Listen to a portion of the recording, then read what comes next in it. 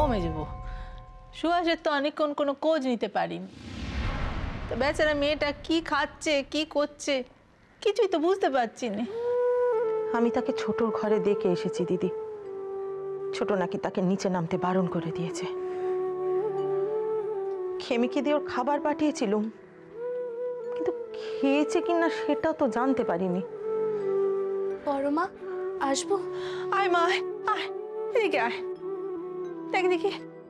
এই অনেকদিন বাঁচবি মা, তোর না আমি করছিল। এমন অভিশাপ দিহুনি বড় মা, আমার যে আর সাথ নেই বাঁচার। চুপ করা তো বাকি, মায়ের সামনে এমন কথা বলতে আছে?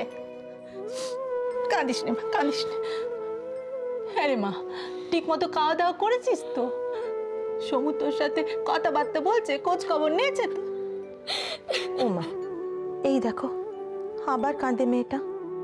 হ্যাঁ রে, আবার কেউ কিছু বলেছে বুঝি? কি রে বল, কেউ কিছু তোরে বলেছে? আমি এখনো মরে যাইনি সুভাষ। কে বলেছে বল? আমার ঘরের নক্কিকে কে কষ্ট দিয়েছে বল দেখি একবার মা, বল। হ্যাঁ রে মা, খুব কষ্ট হচ্ছে বুঝি। আমরা তো আছি তোর সঙ্গে, খুলে বল দেখি আমাদের মনের কথা। শাড়িমা ওনার সাথে কথা কইতে দেবেননি।